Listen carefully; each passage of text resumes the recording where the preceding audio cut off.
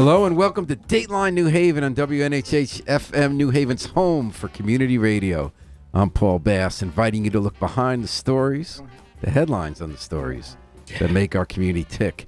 Well, lots been going on here and nationwide on the subject of policing and gun violence and criminal justice. The horrible mass shootings that seem to be almost every day. The slower burn, what we would call mass shootings in New Haven, one or two at a time. New police chief in New Haven. A lot of criminal justice issues. We're trying to deal with the issue here, trying to deal with the issue nationally. We got two people who are at the cutting edge of any discussion about criminal justice in our state. Shafiq Abdussabur, retired police sergeant, New Haven Alder. They call him into the FBI to do training. And another guy who gets called in to do trainings, he's a professor at Albertus Magnus, former acting chief of New Haven Department, chief of other departments, and a professor at Albertus Magnus College, and the sergeant at arms at the state senate, and WNHH's criminal justice expert. How's that for a lot of titles? Yeah, keep John going. Velleca. You like that? Could you fit that all on a nameplate? Or? Yeah. And I don't get one dime for any of those titles. Well, Okay. one or two maybe. Any of those, and you still get dinner. Okay. You get dinner. Yeah. So Shafiq Abdussabur and John Velleca, we'll go deep into New Haven, but first of all, the nation's attention has been riveted by these mass shootings. They happen. We forget the ones 2 ago or 3 ago, but Buffalo and Uvalde seem to really strike a nerve that even Congress might act. What was your guys' reaction to those 2 mass shootings, or what did it tell you about what we need to do in America and in New Haven? Well, I think we already know what we need to do. I don't think we're learning anything. It's just a matter of doing it.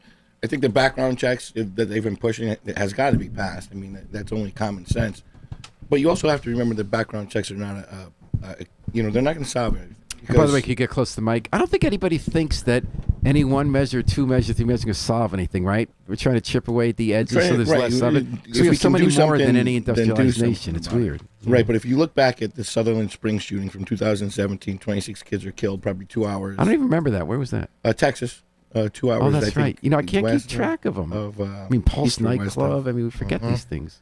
But, you're dealing with, and I can tell you from being at the Chief Sutherland, I think even Shafiq was in firearms at some point, but you are an FFL or were an FFL? I had a certification from NRA for tactical shotgun and handgun for law enforcement. So he knows all about the NICS system, right?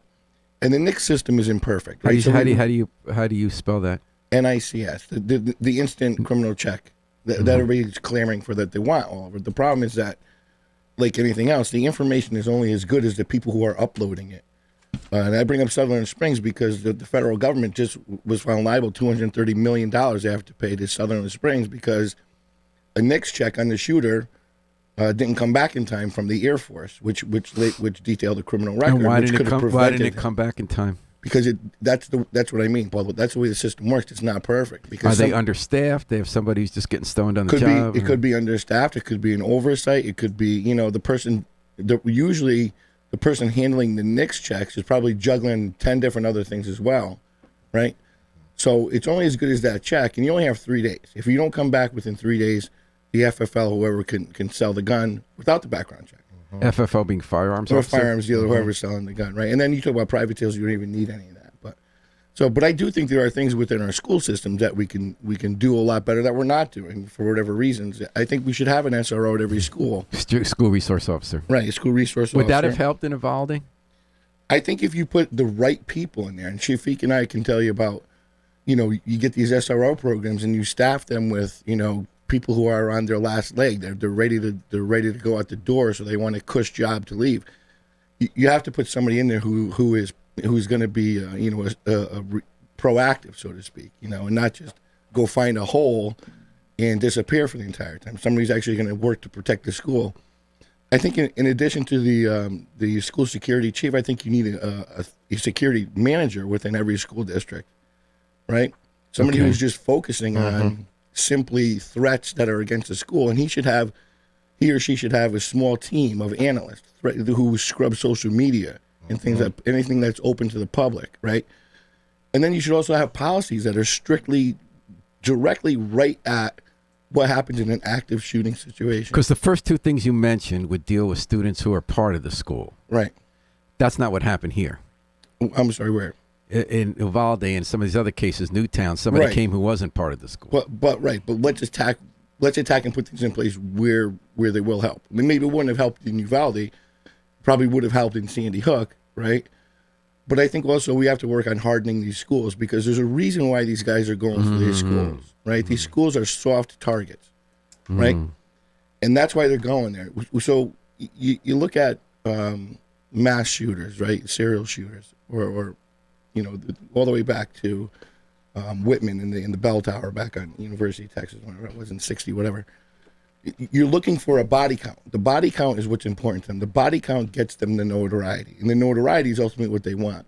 So we're better to go and get a high body count, and the most egregious violation with children is these small grammar schools that are very, and in very New Haven, soft. there was a march by students who said, we don't want school resource officers. We don't want cops in the school. We want therapy. Right, and I think the students have to understand that that's a great buzz line for right now. They're a little bit too young to understand what's going on, right?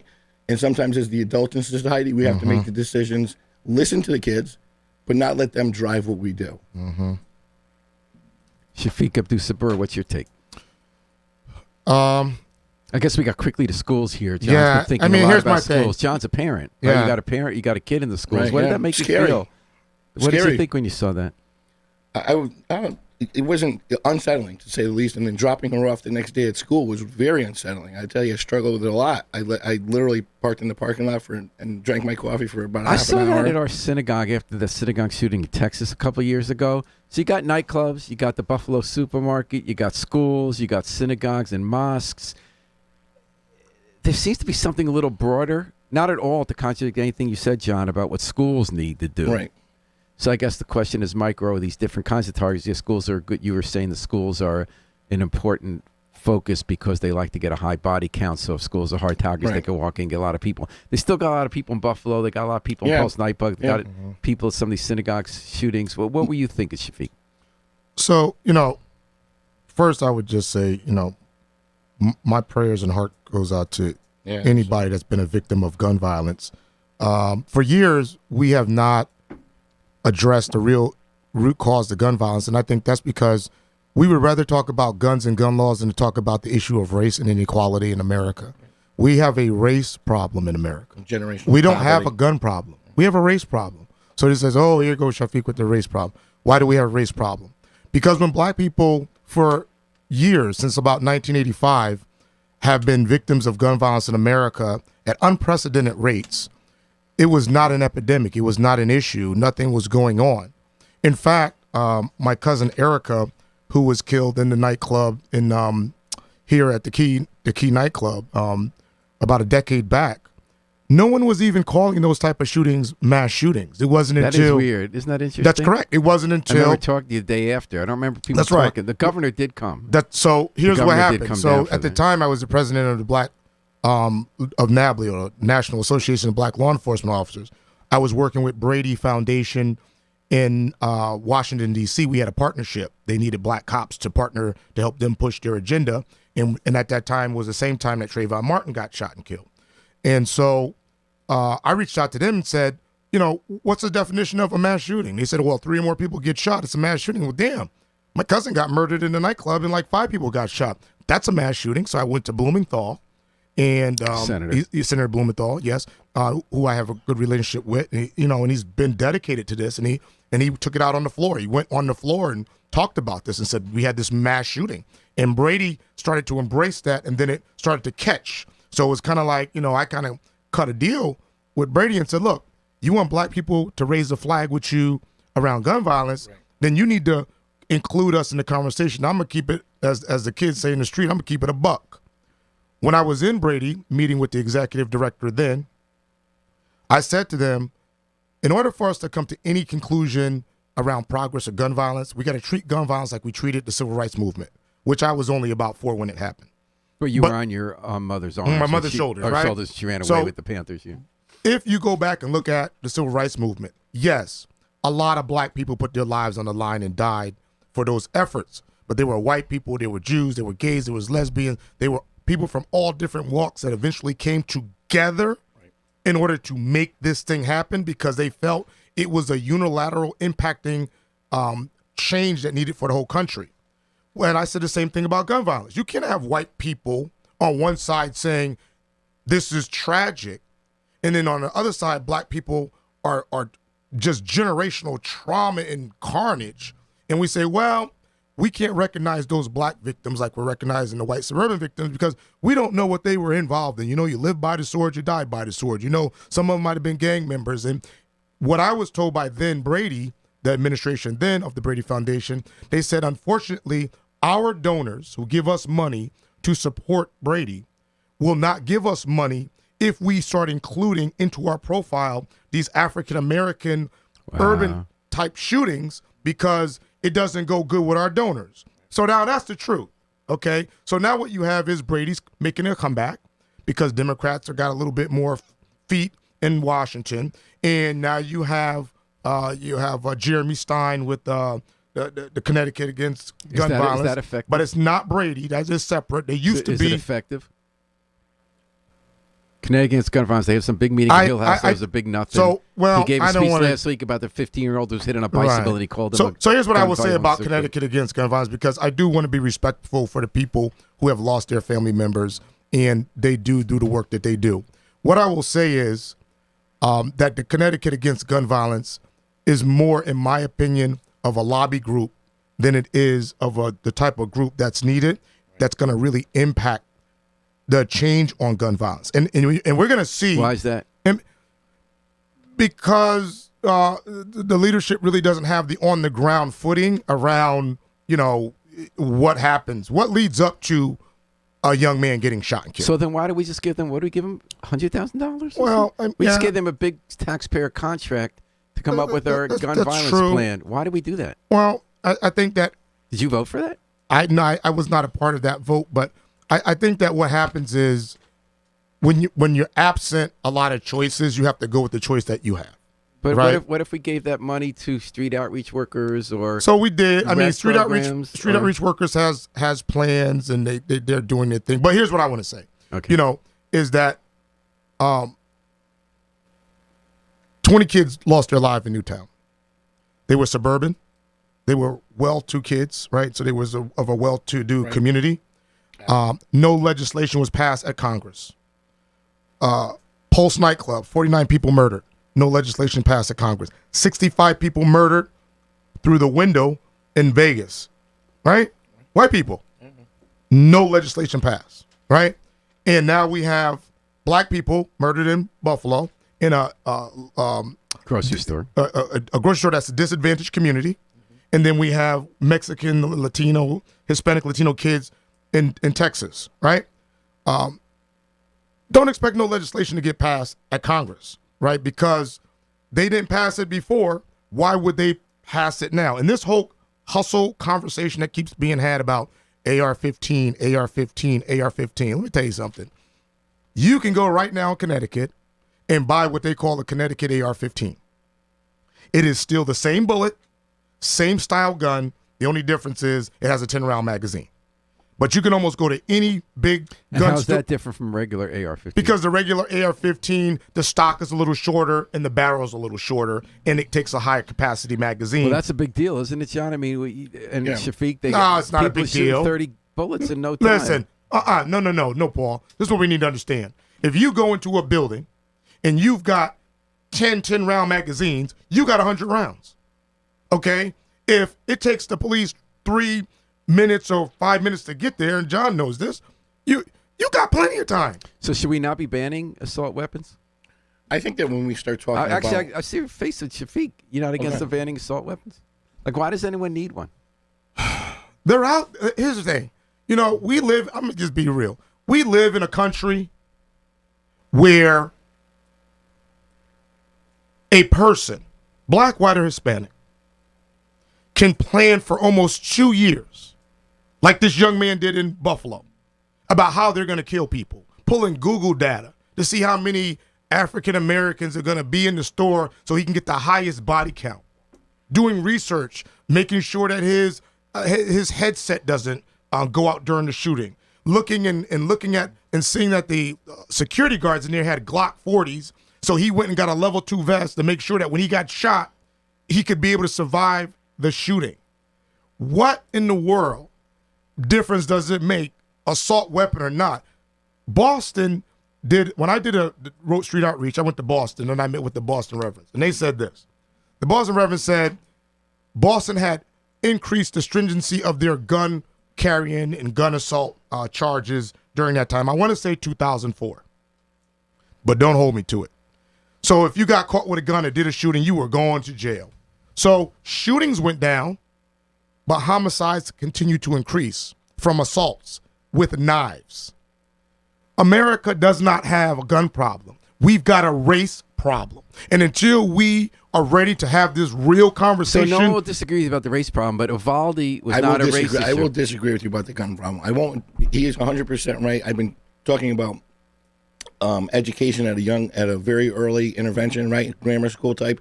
My daughter, to talk about it again, kindergarten, first grade, she started having SAL, social and emotional learning, how to deal with problems, conflict resolution. Our kids in the city don't get that until almost high school. That's a race problem. I heard that's a race problem. I heard on Fox News, though, the white people don't want SEL. They said it's a lefty. That's a race problem. I'm gonna just keep doing it. I'm gonna be like, right now, I'm gonna be like a rapper. Was Uvalde a race problem? Uvalde was a race problem. Latino guy here's killed why. Latino kid. Here's why. Because we got a guy that kills a bunch of Latino Hispanic kids. He appears to be Hispanic Latino, right? We go, oh, it's about guns. It's about guns. But then even the chief here says, no, it's not about race. It's about guns. Let me tell you why. Because there's this kind of social emotional training and learning that's given in a particular school district or particular class of people that's not given to another class of people. That's race. Right. Well, I think that's what we were saying. We weren't disagreeing with the race. I think it's compounded. We're not disagreeing with the race, but what about the Newtown guy? I don't think it's a one-dimensional thing, Shafiq. Say it again. In other words, I think race is a component, but I also think guns is a byproduct of the racial problem. Right. It's a collateral consequence. Sure. I agree. Newtown, again, I see it the way you do about race, but Newtown was a white kid, shot white kids. And that was a mental health issue, for sure. That was not a gun issue, because check it out. The guns was bought by the mother. And they were bought legally. Hey, listen, I'll tell you this. I don't. That was bought legally. Boston, a Buffalo legal purchase. Uvalde legal purchase. So I go back again, and I know it's a little tough for folks to understand. It's a race issue, because when we talk about gun control, we think of Pookie and Snooki in the hood with ghost guns, and it's all out of control. But then when we talk about background checks, well, guess what? It's very clear in America, when you want to kill somebody with a gun, you don't give a damn about background checks, because a lot of these shootings, mass shootings, by the way, are suicides. They kill themselves. Right. You know what I'm saying? So what good was really good point. What good was a background check? Okay, so maybe it would have took them an extra day, right, to get that gun, or the extra day wouldn't matter. Well, guess what? This other kid in Uvalde, apparently he started trying to buy this gun maybe before he even turned 18. So he's been working on it. Right. He saved up all his money at a fast food restaurant. Come on. You can barely get a kid to cut the freaking grass. Listen, that's and this kid is saving his money. But I'm going to tell you, I think it's irresponsible to take guns completely out of the equation. No, I'm not taking them completely out. I'm saying it's a byproduct of a race issue. Hang on. Listen, we just passed ages 1 to 19. We just passed the leading cause of kids in that age group. The leading cause of death is gunfire. Just past automobile accidents, okay? Yes. However, when we had a problem with automobile accidents, we didn't take the cars from them, all right? We sent them to driver training, all right?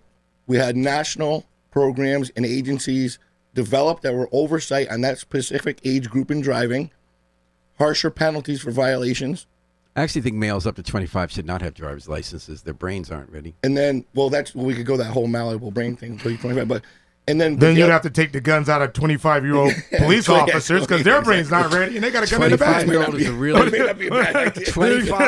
25 is a great age for male. Hey, you're a chief, so he said, "Why you got to be a bad guy?" Why not? Why not wait till you're 25 to become a male cop? Listen, we got the whole system's jacked up, right? You can go to the Army at 16. You can carry assault weapons. Right. You can push buttons on drones. You can bomb nations at 16, 17, 18, but you can't drink. Right. Okay, you can buy marijuana up to 18, depending some places where you go, and some places you can smoke. This stuff is crazy. You can buy a gun in some place 18, the other place you could buy 21, one place you can buy a freaking grenade launcher, the other place. So John was saying don't take guns off the table. The point I'm trying to make by saying that whole thing is this: to look at these shootings, there are 4 I think there's 400 million guns in circulation in the United States. Right, more than people. Okay, addressing whether guns are sold, bought is not the point. I'm for background checks, but I certainly don't think that's going to stop mass shooting. Yes, agreed. By any means.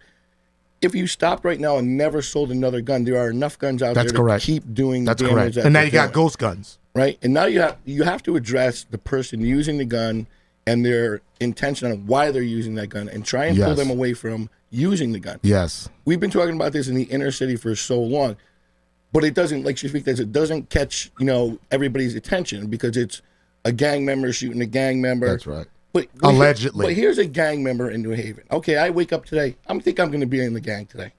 I'm going to be a gang member. That's me. I'm going to be a gang member. There's no ceremony and colors and all that jazz, right? You click up with 2 or 3 of your friends, and then something happens. Somebody disrespects somebody via Facebook or whatever. Your girlfriend's fat or whatever the case may be. You go get a gun and you do a shooting.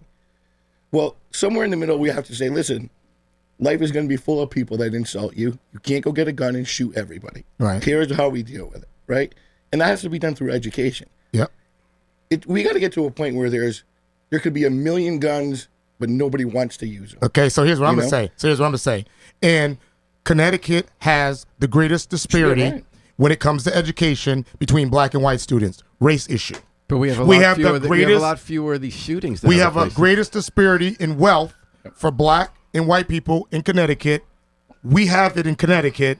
Race issue. But we don't have more gun violence than other places. No, because you know what? We have really good gun laws. But I thought you don't We're care about gun strong laws. gun- No, I didn't say we didn't care about gun laws. I said America doesn't have a gun issue. We have a race issue. Okay, but you also made some very good points about how with all these guns out there and how easy it is to get them and ghost guns, you're saying gun laws don't make a difference. No, I didn't say that. But- gun but- laws do matter. Because we have the strongest gun laws and we have fewer shootings. I'm not Yes. saying that's cause and effect, but is it not?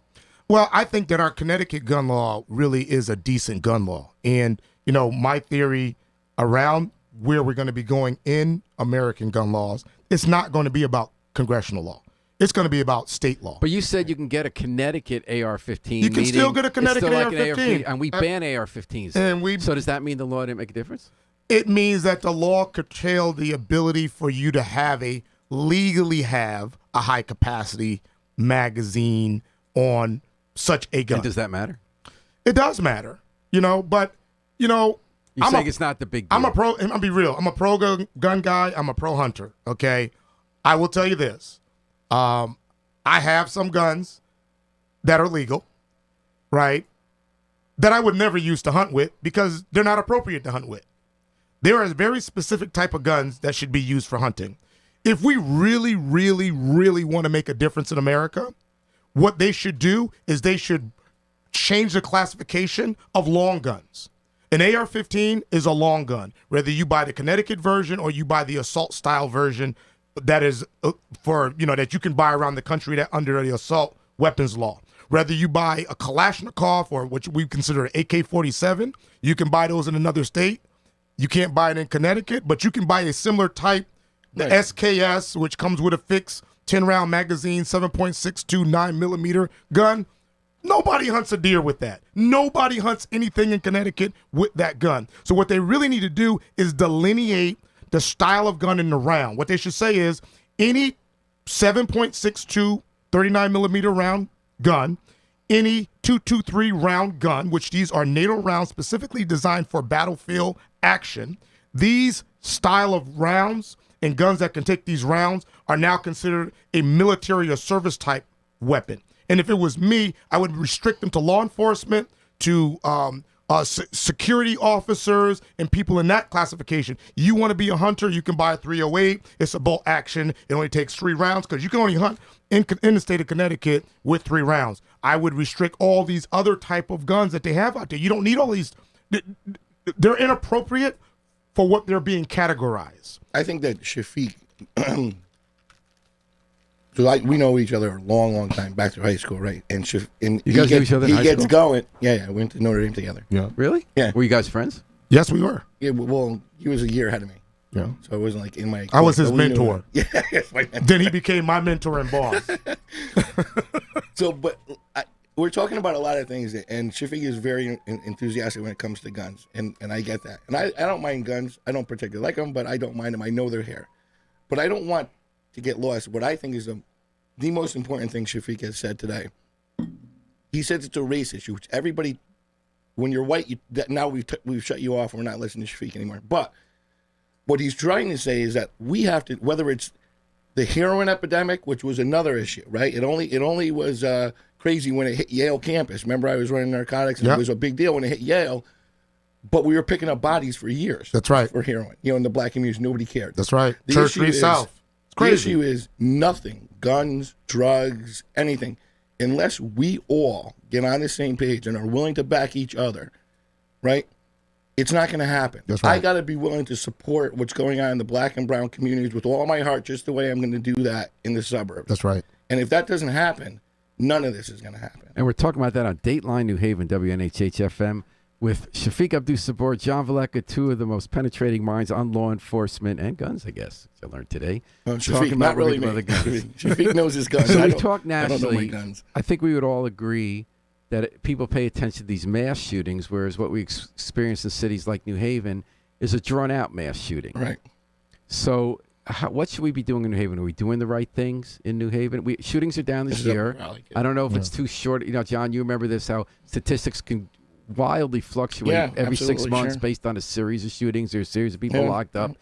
We went way up last year in shootings, last 2 years. Now we're down in New Haven compared to other cities. Is that significant? Are we doing something right? Is there something else we need to do? To be honest with you, it's tough for me to answer that because I don't know all of the police efforts that are going on now. We've been going a number. Well, you're of not years. a fan of some of it, which is Project Longevity. They have It's not that I'm not a fan of Project Longevity. It's the problem with I don't like to expend money in for programs that I can't substantiate that they're actually working. And there's a big bill that comes with Project Longevity that I think could be scattered among other social programs that work. Well, more broadly, it's not just Project Longevity. They do this regular communication with state, federal, and regional, local cops. They say, who are the shooters? We're going to focus on them. Right. We're going to reach out to them. But here's the problem with longevity, Paul. And here's the problem really with any kind of crime-fighting initiative, to be honest with you. You're laying the success of that program on crimes that didn't happen. So how do you prove it? How do you prove that? Minority Report. Right. So I believe in the future you're going to do this crime. We have a job for you. I'm not going to beat Project Longevity up. You know why? Here's why.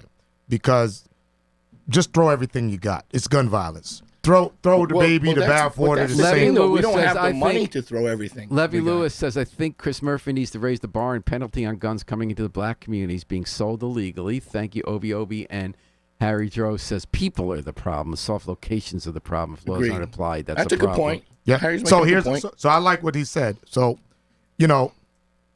I was out there pulling up when they did this whole shooting on Helen Grant, which was my old school. And that was when kids are getting let out at a preschool. And when I found out it was ghost guns, I said, I bet you these guns are coming from the suburbs. And ghost guns you can assemble at home. You buy parts on the internet. And as the investigation unfolded, they were in the suburbs. They was in the suburbs being manufactured by some guy. And then we found out there's another guy doing some stuff, allegedly, right? Mm-hmm.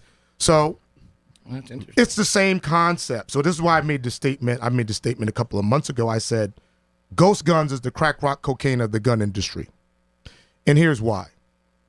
What made crack cocaine so destabilizing in the black community was not it being sold. It was the fact that it was being taught how to be made. A 12-year-old can make it. Yeah, I see where you're going with that, yeah. And so now 12-year-olds and 13-year-olds and 18-year-olds can sit around and they can actually make their own crack. They know the game. Right? They can go buy an 8-ball and some this and that. I don't want to say on the radio. And they would make it and they're good to go. So what's in an 8-ball, by the way? An eighth of an ounce of cocaine. Yeah. It's just cocaine in 8-ball? That's it. Yeah. Or it could be anything. An 8-ball of heroin. But it is not pure cocaine unless you're getting it straight from the dock. Right. If you got an 8-ball of pure cocaine, we could turn that into 8 more 8-balls. We could not turn it into anything. Not us. Because I'm an older and I don't do involve. If you were hypothetically a drug dealer. Right. Yeah. So here's my point. So crack rock cocaine comes into black neighborhoods and people are making crack rock cocaine. They're manufacturing. It's not like you got to go through a third party to get all this stuff pre-done. Pot in a jar and you're good. Same thing with these ghost guns.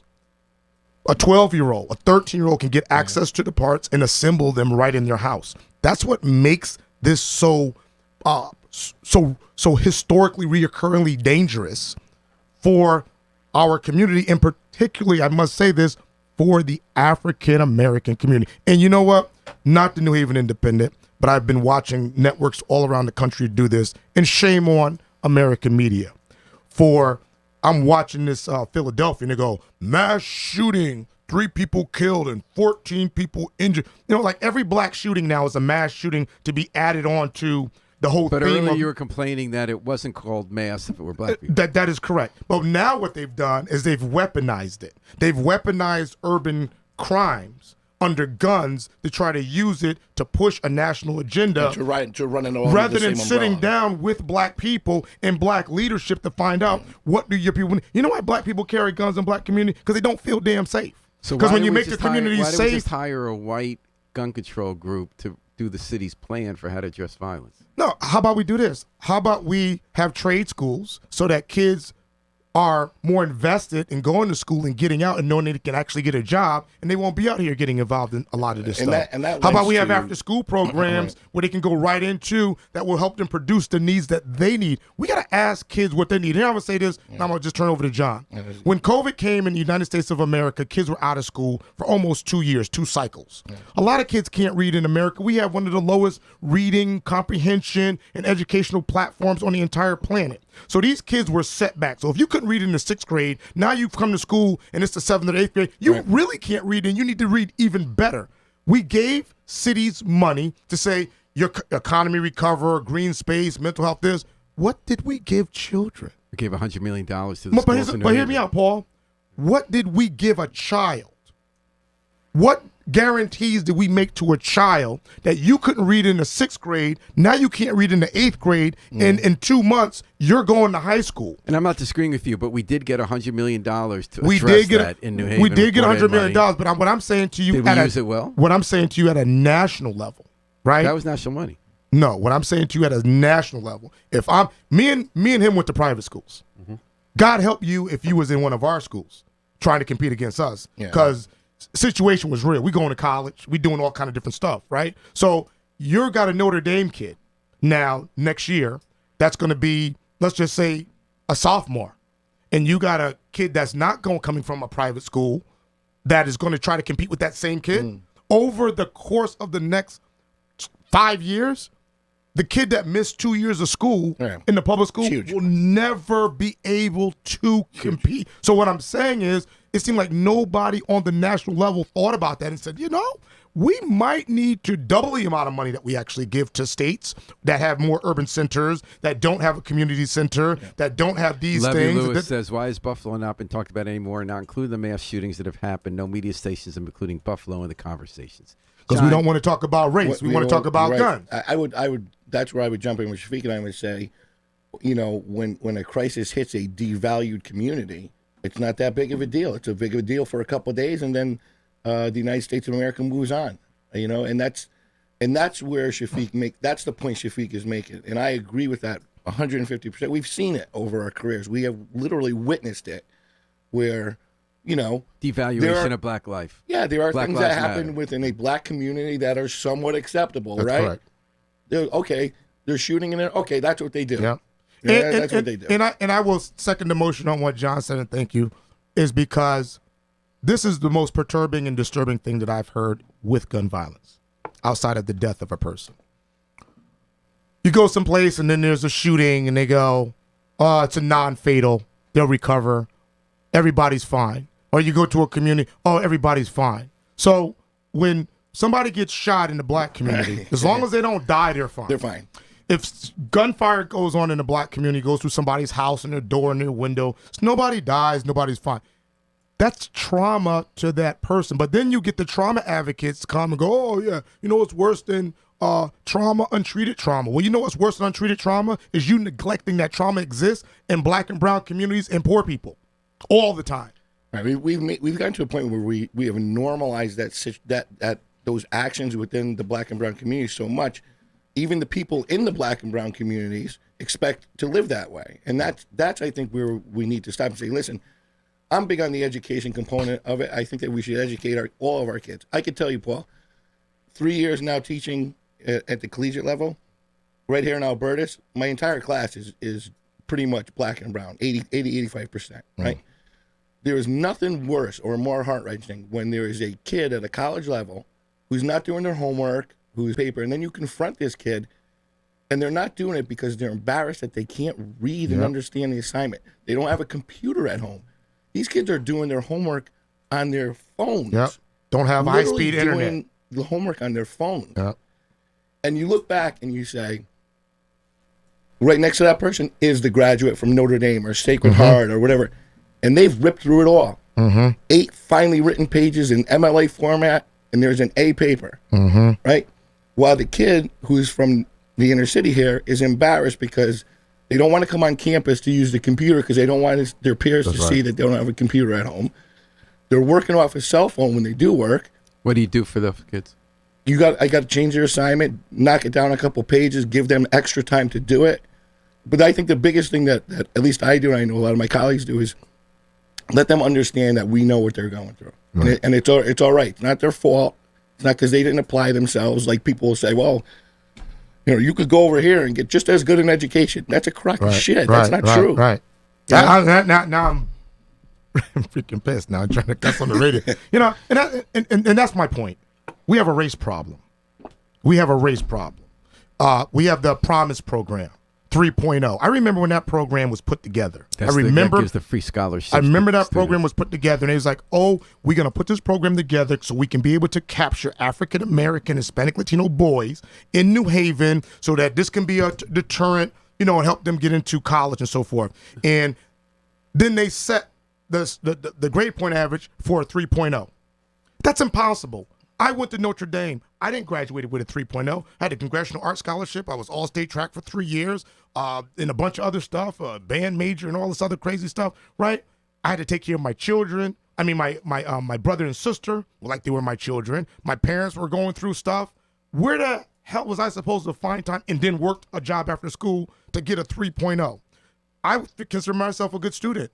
So we've got these programs, like the Promise Program, that is supposed to be helping. That's not helping. You're not getting and capturing the ones that need to happen. So again, I go back. I mean, I know it sounds crazy, but I'm gonna just stay on my button. It's a race issue. It's an inequality issue, and that leads to a status and the marginalization of people. I'll tell you another quick story because I know I don't want to fill the whole time up. I had a student went to New Haven, not New Haven Academy, maybe New Haven Academy. Good student, right? Female student. She comes in. First 2 weeks of class, she's great. She's one of the people I find out, she doesn't have a computer. She's late, whatever. We talk about that. We figure a way out. Next thing I know, she's out of class for two classes, 3 classes. She gets the note. She got arrested. Okay? Now, here's my issue with that. She gets arrested for a nonsense charge, a verbal fight with her sister, a verbal argument with her sister. Was there interfering? No. The police always say interfering. Yeah, I know. No. It wasn't the catch-all on this one. She had an argument with her sister. Never been in trouble before, okay? Kid going to college and she gets arrested. Now, my point is this. Did the police make that arrest in North Haven? Do they? And the answer to that question is they didn't even no. arrest the guy who killed the youngster in North Haven when they had him in the scrapyard. You know what the North Haven, this is not a knock on the North Haven police. They were looking for black people. They were. Why is it that race issue? Right. Well, why is it that we look at that and we say, listen, with the 2 white kids, let's say, you know what, I'm not going to arrest this kid and screw up her life, and she's trying to do well. She's never been in trouble. Don't get me started on that. New Haven police love to screw up your life. They just say interfering. But here's what I'm saying. I'm keeping help Shafiq wave this flag. There is a very serious race disparity here that's resulting in a ton of different things. Right. And that's my agree, and I agree with him 100%. John Velleca, Shafiq Abdussabur here on Dateline New Haven talking what do you do? See, guys have laid out the problem. Yeah. Now let's pretend Joe Biden, Mitch McConnell, everybody said, Shafiq, John, you're in charge. You get to decide. All right. What are we going to do? Ready rock and roll? Ready rock and roll? What are you going to do? I'm ready. You've told us what we got my hand up. Wrong. I'm ready. Okay. Here's where I go. Number 1, at the national level, I would immediately identify these guns that are military-style guns with military-style ammunition and separate it into a new class. They are no longer considered hunting rifles. There's no such thing anymore as long guns. You now have military and police style rifles and now you have hunting rifles, and they would be very defined. So what do your friends in the NRA say about that? I don't know. They're not with you on that. So here's the thing. It really doesn't matter, but because you said I got it right now. So this is what I'm doing, and I'll have to work out something with the NRA. Maybe what we could do with the NRA to appease them is we could take the Eddie Eagle gun program, which is their gun safety program that I used to teach my children and the kids at CT Rabat on. If you see a gun, say something, call an adult, don't touch it. And we can say that could become a national school model that we can use inside of the school system to get kids acclimated. Here's a real crazy thing, but a little tip. The school system in the United States starts teaching kids about sex education before they're even in puberty, but we don't teach them about gun safety. Puberty is going down. But they're just saying we don't teach them about gun safety. So that would be the first thing. I separate the guns by classification of round, of the type of ammunition and the style of gun. So now the average everyday person, so the people in Arkansas and Oklahoma and stuff that say, hey, we eat with our guns. We get that. Here you go. Here's a gun that you can eat with. You can't miss. You use this all the time. That's number one. Number two, what I would do at the national level, I would separate the country into 4 parts: north, east, south, and west. And out of the president's office, I would appoint 4 police chiefs over the nation. So it'll be each north, east, south, west would have a national police chief, and those police chiefs would be then responsible for all of the law enforcement agencies within their particular sector to make sure that they all have got the use of policy forces up to date, that they're all doing gun tracing, that they can help them with recruitment, any type of money they need, along with accountability or any other things as a result of that. So now the 4 of them can meet, like the Joint Chiefs of Staff, and report back to Congress and be back on the same page. I went to Perth last week and found out. Police Executive Research Forum. That's correct. Only 30% of the police departments in the country actually are tracing guns.